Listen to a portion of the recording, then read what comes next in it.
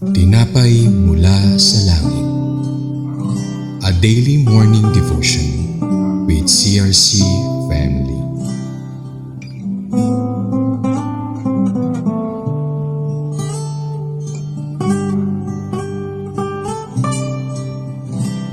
Praise God, mapagpalang umaga po sa lahat. Ako po si Pastora Vilma Guerrero ng CRC Maine. Muli po ay samahan nyo kami sa programang ito, Tinapay mula sa langit, ang ating pong pang-araw-araw na devotion mula sa salita ng Diyos. 5:30 po to ng umaga daily. Praise God. Tayo muna po ay manalangin. Aming Ama na mapagmahal at makapangyarihan sa lahat, maraming salamat sa umagang ito na puno ng iyong pagpapala. Naway bigyan ninyo kami ng pangunawa at karunungan sa iyong salita upang makapamuhay kami ng ayon sa iyong kalooban. Purihin ka o Diyos magpakailan paman. Amen. Tayo po ay nasa Joshua 21 verse 43. Sabi po dito, kaya ibinigay ng Panginoon sa Israel ang buong lupaing ipinangako niya sa kanilang mga ninuno at ito'y kanilang inangkin at tinirhan. Ang pamagat po ay Israel takes full possession of the land. Praise God. Tunay nga na tapat ang Diyos sa kanyang pangako. Ang talatang ito ay nagpapatunay na tinupad ng Diyos ang kanyang pangako kila Abraham, Isaac at Jacob na ibibigay ang lupain ng Kanaan sa kanilang mga lahi. Kahit matagal bago ito mangyari, hindi kailanman na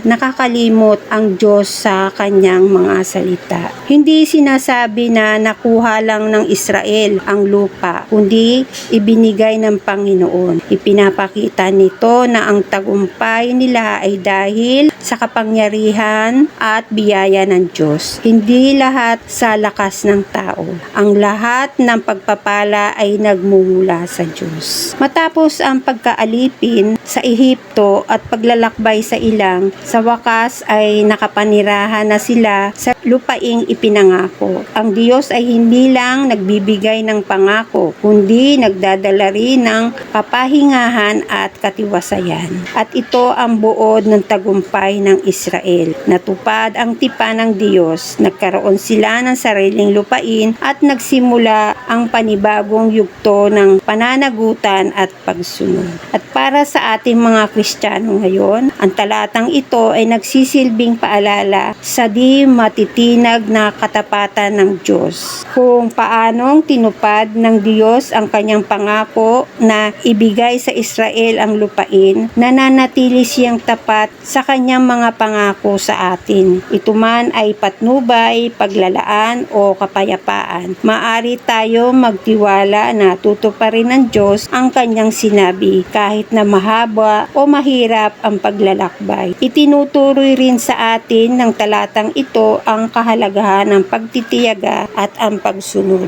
Kinakailangang kumilos ang mga Israelita ayon sa pangako ng Diyos sa pamamagitan ng pag-angkin sa lupain. Gayun din tayo ay tinawag upang aktibong magtiwala sa Diyos at lumakad ng may pananampalataya habang tayo ay ginagabayan niya. Praise God. Tayo po ay muling manalangin. Aming Ama na makapangyarihan sa lahat, maraming salamat na ang iyong mga pangako noon, ngayon at sa darating pang panahon ay tunay na tapat. Wala kang ipinangako o sinabi sa amin na hindi natupad. Kaya patuloy kaming nananalig at sumasampalataya sa iyo bilang aming Ama na makapangyarihan sa lahat. Patuloy po namin idinudulog sa iyo ang aming bansa na nalalagay sa maraming issue tulad ng korupsyon at pagkakabahabahagi. Kaya tulungan mo kami na maging maayos ang aming bansa sa darating na panahon. Lubos po kaming umaasa sa pagtugon mo sa lahat ng aming mga panalangin. Amen. Praise God. Maraming salamat sa inyong pakikibahagi sa ating programang Tinapay Mula sa Langit. Lagi po nating pagnilay-nilayan ang salita ng Diyos mula sa ating mga puso upang lubos nating maunawaan ang kanyang salita at upang tumatag ang ating mga pananampalataya.